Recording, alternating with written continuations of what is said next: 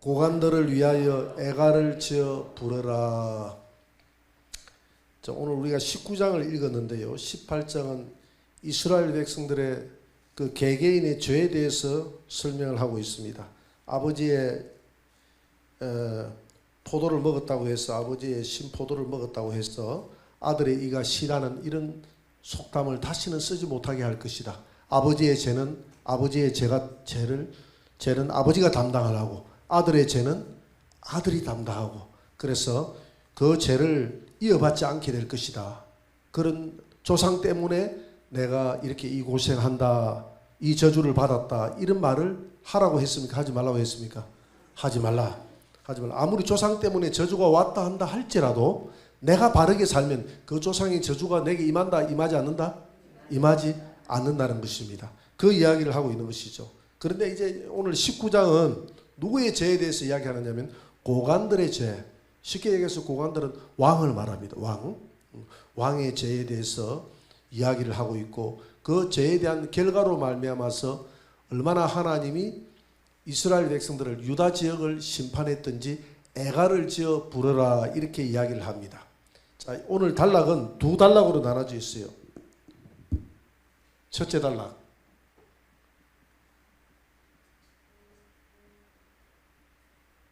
첫째 단락은 1절부터 9절까지입니다. 9절까지인데 이게 무슨 이야기냐면 사자 이야기입니다. 첫째 단락은 1절부터 9절까지 사자 이야기인데, 오늘 2절에 봅시다. 2절에 보니까 내 어머니는 무엇이냐? 너의 어머니는 암사자라. 그가 사자들 가운데 엎드려 젊은 사자 중에서 그 새끼를 기르는데. 암사자, 어머니는 암사자인데, 어머니는 암사자인데, 이 암사자는 누구를 이야기하느냐면 유다를 이야기합니다. 유다를 이야기하고요. 그 다음에 여기 암사자가 새끼들이 많이 있잖아요. 새끼가 있는데, 그가 사자들 가운데 엎드려 젊은 사자 중에서 그 새끼를 기르는데, 새끼 한 명을 길렀다 이 말입니다. 새끼 한 명. 이 새끼가 누구냐면, 자꾸 새끼 하니까 이상하다 그죠? 이 새끼가 누구냐면 여호아하스, 17대 왕 요시야 왕의 아들 여호아하스를 지칭하는 것입니다. 여호아하스를 말하는데, 이 여호아하스를 잘 길렀다는 것이죠. 그 새끼들 가운데. 그래서 3절 보세요. 그 새끼 하나를 키우며, 여호아스를 키우며 젊은 사자가 되어, 여호아스가 젊은 사자가 되었다 이 말입니다. 그런데 먹이 물어 뜯기를 배워 사람을 삼키며, 사자들 이거 잘못 키워 놓으면 사람을 잡아먹잖아요. 사자를 잘못 키워 놓으니까 이 길을 잘못 들여가지고 사람을 잡아먹는다 이 말입니다. 이게 무슨 말이냐면, 이 여호아스가 왕권을 잡고 난 다음에 자기의 동족을 죽이고 동족들에게 강포와 약탈을 일삼았다 이 말입니다. 동족들을 포용하고 그러니까 우리가 포용하고 사랑해주고 이렇게 하는 것이 아니라 동족들을 포악으로 다스렸다 이 말입니다. 그래서 오늘 4절 보세요. 4절 보니까 이방이 듣고 함정으로 그를 잡아 갈고리로 깨어 끌고 애굽으로 간지라. 그래서 이 아하스를 바로 너고 왕이 애굽으로 끌고 갔거든요. 왜? 반 애굽 정책을 썼기 때문에 애굽으로 바로 너고 왕이 끌고 갑니다. 그렇게 해서 애굽에서 죽게 됩니다. 그래서 오늘 5절에 보니까 1절은 여호아하스의 사로잡힘, 애굽의 사로잡힘에 대해서 기록을 했습니다. 2절부터 4절까지는 기록했죠. 그 다음에 이제 5절부터는 어떤 내용이 나면 5절 한번 보세요. 암사자가 기다리다가 소망이 끊어진 줄 알고, 암사자는 누구라 그랬죠? 유다라고 했지 않습니까? 유다가 왕을 잃어버렸잖아요. 왕을 잃어버렸으니까 소망이 끊어졌어요.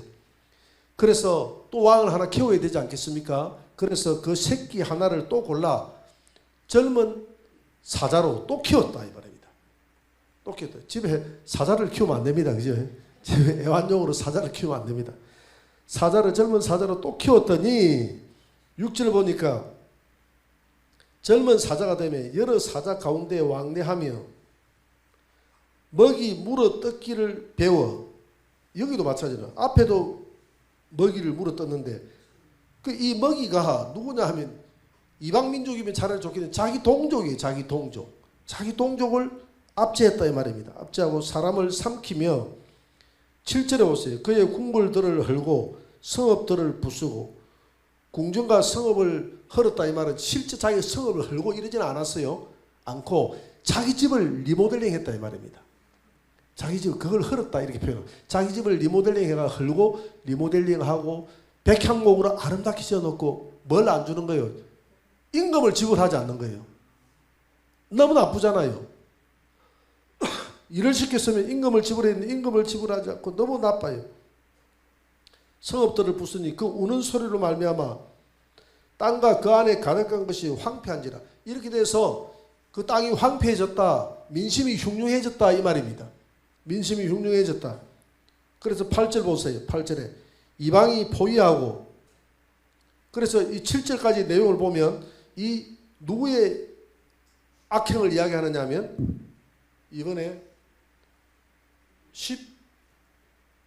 19대 왕 18대 왕이구나. 18대 왕 여호 야김 왕의 악행에 대해서 이야기합니다. 악행. 이 여호 야김 왕은요. 어떤 악행을 저질렀느냐 하면 방금 이야기했잖아요. 궁궐을 헐고 성전을 헐었다. 이런 작업을 시켜놓고 돈을 안 주는 거예요. 헐었다. 두 번째, 이 선지자를 죽입니다. 자기에게 발음을 하는 선지자를 죽입니다. 그 다음에 세 번째로 하나님의 말씀이 율법이 적혀있는 두루마리를 불태워버립니다. 이 여호야김 왕이 11년 동안 제의하면서 이런 악행들을 행합니다. 이런 악행들을 행하니까 8절 보세요. 8절 이방이 포위하고 있는 지방에서 그를 치러 와서 그 위에 거물을 치고 함정에 잡아 우리에 넣고 갈구리를 깨어 끌고 바벨론 왕에게 이르렀나니 그를 옥에 가두어 그 소리가 다시 이스라엘 산에 들리지 아니하게 하려 함이라. 이방이 포위하고 이랬는데 이방의 연합군들이 포위를 했죠. 바벨론, 그 다음에 아람, 그 다음에 암몬, 모압 이렇게 4개 연합군이 쳐들어와가지고 이 유다를 점령하게 됩니다. 유다를 점령하고 여호야김 왕을 잡아서 저 바벨론으로 끌고 갑니다. 왜냐하면 여호야김 왕은 또 반 바벨론 정책을 썼거든요. 그 친애국 정책을 썼다 이 말입니다. 그래가지고 또 바벨론에 끌려갑니다. 그러니까 이런 애국 정책을 써도 곤란하고 저런 바벨론 친화적인 정책을 써도 곤란하고 참 그 약소 국가의 서러움인데 이런 모든 고통과 고난이 그 여호야김 왕의 죄 때문에 이런 문제가 생긴다고 그럽니다.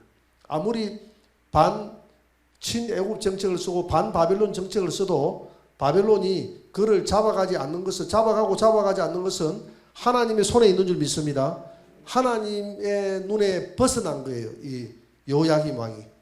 그래서 하나님이 그를 갈고리로 깨어서 바벨론 왕에게 9절에 보니까 끌고 가 이르렀다 이렇게 이야기를 하고 있습니다. 그 다음에 10절부터 14절까지는 두 번째 단락입니다. 두 번째 단락. 이 두 번째 단락 10절에서 14절까지입니다. 10절에서 14절까지인데 이 두 번째 단락은 사자 이야기가 아니고 포도나무 이야기입니다. 똑같은 이야기예요. 사자나 포도나무는 유다를 가리킵니다. 똑같은 이야기예요. 내 피의 어머니는 10절에 보세요. 내 피의 어머니는 그러니까 피라는 것은 혈통을 이야기합니다. 혈통을 이어받은 어머니는 물가에 심기진 포도나무라. 포도나무라. 그래, 포도나무는 유다를 이야기합니다. 남유다를 이야기하는 거예요. 아까 얘기했죠. 사자는 누구를 이야기한다 그랬죠? 암사자? 유다 왕국을 이야기한다 했죠. 여기서는 포도나무를 누구를 이야기한다고요? 유다. 유다 왕국을 이야기합니다. 내 피의 어머니는 포도나무라 그랬잖아요. 그러니까 내 혈통, 피를 이어받은 혈통은 바로 포도나무라. 포도나무 같은 물이 많음으로 열매가 많고 가지가 물이 많은 곳에 심겨졌다. 이 물은 두 가지 의미가 있죠. 이 물은 하나님의 말씀, 언약이 있는 곳에 하나님의 말씀이 흐르는 곳에 이 유다 왕국을 세웠다는 것입니다. 말씀. 그리고 물은 하나님의 은혜를 이야기합니다. 은혜. 하나님의 은혜가 흐르는 그곳에 하나님의 말씀이 있는 그곳에 내 유다 왕국을 하나님이 세웠다 이 말입니다. 세웠는데 포도나무가 물이 많음으로 9절에 열매가 많고 가지가 무성하며 그렇게 이제 하나님이 잘 자라게 했다 이 말입니다. 그런데 그 가지들은 강하여 이 가지들이 나는데 가지들이 강하다 이 말입니다. 건세 잡은 자의 규가 될 만한데 규라는 것은 지팡이를 말합니다. 규는 지팡이. 규. 왕의 지팡이라고 합니다. 여기서는 개역 한글 성경에는 홀이라고 하는데 저 쉽게 이야기해서 왕을 말합니다. 왕을. 왕이 지팡이를 잡은 자가 왕 아닙니까? 지도자. 왕을 말하는 것입니다. 규가 될 만한데 그 가지들이 많이 났어요. 많이 났는데 그 가지들은 다 왕이 될 만한 그런 가지다 이 말입니다. 그런데 그 하나의 키가 굵은 가지 가운데서 가장 높았으면 가지들이 많이 나는데 그중 하나가 굉장히 키가 높은 가지가 있어요. 우뚝 솟은 가지가 있어요. 그 가지가 누굽니까? 조금 더 크게 이야기해 보세요. 예, 시드기야 왕입니다. 마지막 왕 시드기야 왕이 그 가지가 많은 가지 가운데 뛰어나 보이는데 이 시드기야도 마찬가지죠. 이 시드기야도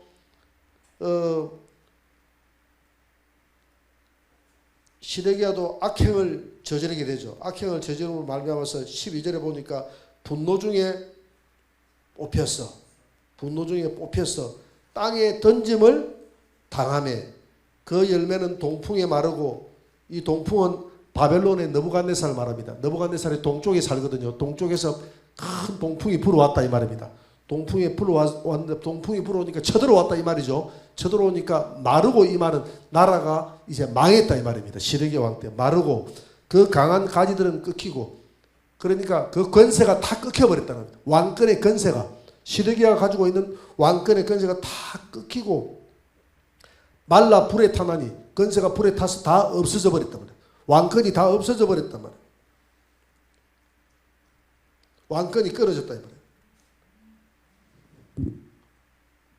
그럼 포도나무는 누구인가? 포도나무 다시 한번 봅시다. 포도나무는 누구다 그랬죠? 유다 왕국.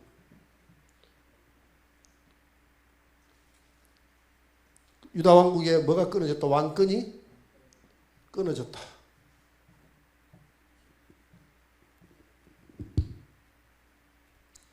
불이 나와서 왕권이 끊어졌다. 그래서 13절에 보니까 이제는 광야 메마르고 가물이던 땅에 심어진 바 되고 그러니까 이 포도나무가 어디에서 심겨졌느냐면 광야 메마르고 가물이던 땅, 이 가물이던 땅이 어느 땅이죠? 바로 바벨론 땅을 이야기합니다. 왜 바벨론 땅을 광야 메마르고 가물이던 땅이라고 그랬을까요? 하나님의 뭐가 없기 때문에? 말씀이 없기 때문에 하나님의 말씀이 있는 곳을 바로 물이 풍부한 땅이라고 이야기했어요. 그 육적으로 보면 바벨론 땅이 더 이스라엘 땅보다 좋죠. 더 풍요롭죠. 그런데 지금 이것은 영적으로 한 비유 아닙니까? 영적으로 볼 때 바벨론 땅은 하나님의 말씀이 없기 때문에 광야요 그곳은 메마르고 가물이던 그런 땅이었다 이 말입니다. 그래서 14절에 불이 그 가지 중 하나에서부터 나와 그 열매를 태우니 건세 잡은 자의 규가 될 만한 강한 가지가 없도다. 이제 강한 가지가 다 타버렸어요. 불이 나왔어. 심판의 불이 바벨론으로부터 나와가지고 동풍에서 나와가지고 다 태워버리고 나니까 이제 이제 이 포도나무에서 더 이상 가지가 없어요. 이 포도나무는 유다왕국이라고 했지 않습니까? 유다왕국에서 더 이상 규가 없다면, 규는 뭐라고, 왕의 지팡이 왕이라고 했지 않습니까? 그러니까 시드기야를 마지막으로 왕이 있다는 이야기입니까? 왕이 없다는 이야기입니까? 왕이 없다는 이야기입니다. 이제 왕이 안 온다는 이야기예요. 왕이 안 온다는 이야기예요. 왕이 없기 때문에 뭘 하라고 그랬습니까? 애가. 14절 하반절에 보니까 애가라. 이것이 애가라. 이 슬플 애자거든요. 노래 같자. 슬픈 노래라. 애가가 되리로다. 슬픈 노래를 불러라 이 말입니다. 오늘 찬송가를 좀 잘못 선택한 것 같아요. 찬송가를 슬픈 노래를, 이 풍진 세상을 만나서니 성도여 우리가 어찌할꼬, 이런 노래를 불러야 되는데, 좀 슬픈 노래를 불러야 되는데, 그리고 왕이 다 끊어져 버리니까 슬프다. 나라가 사라지고 왕이 끊어지고, 이것이 애가라. 그래서 오늘 19절은 처음에 고관들을 위하여 뭘 지어라고 했습니까? 애가를 지어라. 19장 1절에 애가를 지어라 라고 이야기했고, 그 애가가 뭐냐면 14절에 보니까 애가라. 사자 새끼가 다 사라지고 포도나무에 가지가 다 사라져서 포도나무 가지가 다 꺾여버렸어. 이제 열매를 맺을 수도 없고. 그런데 상수리 나무가 잘려도 상수리 나무에 순을 다시 나게 하겠다고 그랬잖아요. 하나님이 이 땅에 육신의 그런 유다 지파는 사라져 버렸어요. 육신의 유다 지파는 사라졌지만 이때부터 하나님께서 영적인 유다 지파의 다윗이 유다 지파 아닙니까? 다윗의 후손이 나올 수 있도록 등불을 끄지 않았다고 그랬어요. 그래서 열왕기하 18장 19절 안 봅니다. 열왕기하 8장 19절 다 가지가 끊겨버렸지만은 한 가지를 남겨놨어요. 19절 다 같이 시작. 여호와께서 그의 종 다윗을 위하여 유다 멸하기를 이는 그와 그의 자손에게 항상 등불을 주겠다고 말씀하셨음이더라. 등불을 주겠다고 이야기했기 때문에 지금 유다 지파의 왕은 다 없어지지만, 육적인 왕은 없어졌지만 영적인 왕은 하나님이 없애겠다 안 없애겠다? 안 없애겠다는 겁니다. 안 없애겠다는 겁니다. 자, 그러면 우리가 마지막으로 한번 묵상에 들어가 봅시다. 묵상.